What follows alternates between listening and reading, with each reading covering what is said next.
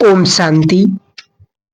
अब बहुत भारी खेल हमको देखना है, आगे चल करके देखना है कि नहीं, क्योंकि कोरोना का तो छोटा लगेगा, ये अब तो कुछ भी नहीं है। बहुत भारी खेल देखना होगा। अगर एक ही महाभाग याद रहेगा बाबा का। बाबा ने क्या कहा कि अब सब आत्माओं को वापस चलना है, तो हम साक्षी हो जाएंगे और चलना ही है। कोई जाना चाहे या ना चाहना चाहे तो मन हल्का हो जाएगा, तो एक महाभाग के जीवन में सुख शांति लाने वाला होगा। क्योंकि इस समय की अब मांग है और समय की ये पुकार है। क्योंकि विनाश काल में जब पानी नहीं होगा, जब भोजन नहीं मिलेगा, तो क्या करेंगे। बाबा तैयार करते थे, कोई कोई सोचते थे कि पानी भर करके रख लें, बहुत अच्छा, लेकिन पता थोड़ी था कि कल होगा। ये तो अब पता चला कि विनाश धीरे धीरे होगा। तब तो सोचा था कि एटम बम छूटेगा और सब ऊपर खत्म, लेकिन अब पता चला कि विनाश काल में ही धर्मराज पूरी हो जाएगा। ये लंबा समय चलेगा, सबको उनके कर्मों की सजा भी भोगनी पड़ेगी। तो बाबा ने कहा कि क्या करोगे, तो किसी ने कहा, माताएं भी बोली कि बाबा सूक्ष्म बदन में जाकर के सूबी रस पी आएंगे। तो माताओं को सूबी रस अति प्रिय है। किसी ने कहा बाबा अभी से माताओं को व्रत रखने की आदत है, वो व्रत रख लेंगे। ये सब बातें करने के बाद बाबा का उत्तर था, जिनके पास अष्ट शक्तियां होंगी उन्हें प्रकृति स्वतः ही सब कुछ प्रदान करती रहेगी। ये बहुत गहरा महावाक्य है। भगवान ने कितना सुंदर महावाक्य उच्चार दिया है कि ऐसा समय आने वाला है। सोचो, इसलिए उस समय पर भी जब हम अभी से प्रैक्टिस करेंगे, जैसे कहते नहीं योग लगाना अभी से करो, तो नहीं, बाबा से प्यार करो। योग माना बाबा से प्यार। जैसे आप अपने बच्चे से, पोते से करते हो, पूछते हो कि कैसे बात करना है, ये तो पोता है, इससे मुझे बात करनी नहीं आती।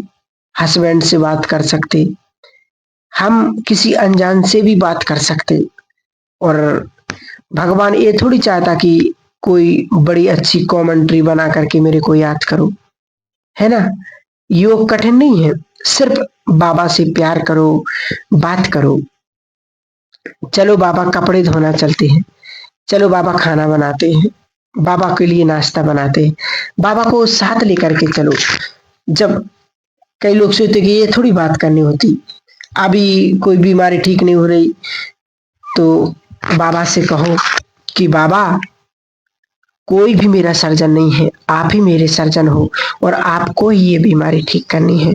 कोई भी काम ले सकते हैं, आपके परिवार में, घर में कोई भी काम होते हैं, हजार प्रकार के काम होते, तो जो भी आप काम करो उसमें हमेशा बाबा को यूज करो कि बाबा ये काम है और आपको ही करना है। मुझे पता है कि मेरा कोई और नहीं है, सिर्फ आप हो मेरे, और यदि आप नहीं करोगे तो फिर कौन करेगा। आपका जो भी आप उससे संबंध बनाते हो, बच्चे का, पिता का, माता का, तो कि जब आप ही मेरे पिता हो, आप नहीं करोगे तो फिर मेरे को कौन करने के लिए आएगा। तो जब हम इस प्रकार से अच्छी अच्छी बातें भगवान से करेंगे, अपने आप बाबा हमारी मदद करने के लिए हाजिर हो जाएगा। तो उससे कहें कि बाबा कि आपको बीमारी ठीक करना है तो करो, नहीं करना है तो नहीं करो। बाबा से प्यार की बातें करना है।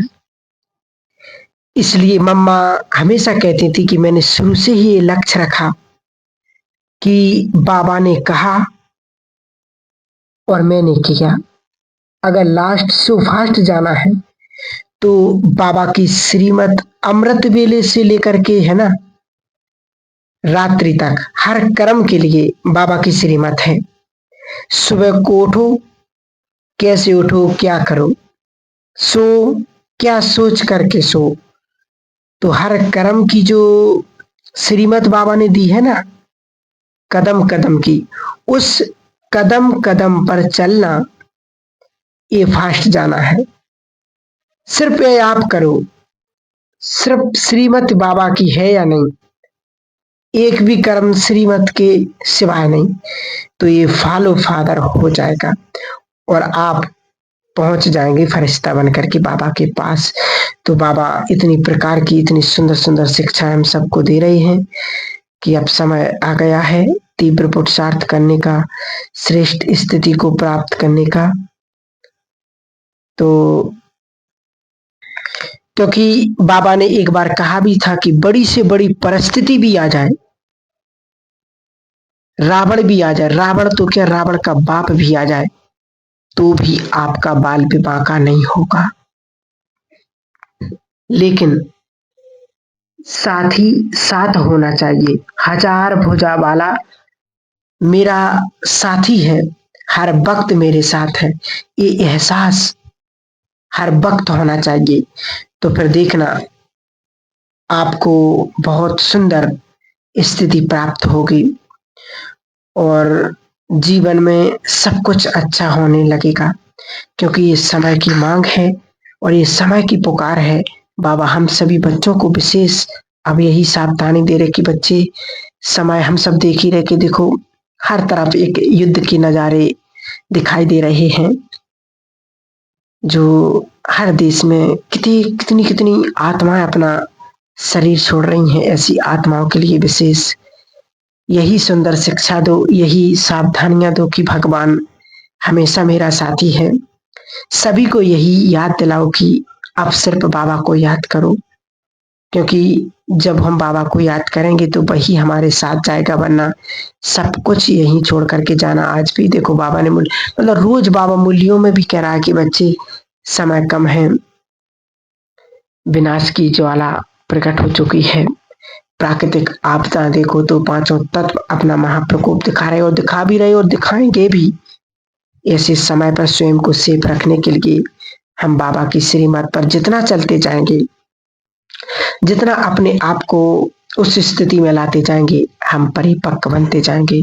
इसलिए सभी विशेष यही अब पुरुषार्थ में लग जाओ कि मुझे बस उस तीव्र स्थिति को प्राप्त करना है, मुझे अव्यक्त स्थिति को प्राप्त करना है, अशरीरी स्थिति को प्राप्त करना है, क्योंकि अंत समय में हमारी अशरीरी स्थिति ही हमारी मदद करेगी, वही हमारे काम में आएगी। विनाश काल में बाबा ने कहा कि जैसे सामने से कोई तूफान आ रहा या बाढ़ आ रही है, तो उस टाइम पर क्या करोगे?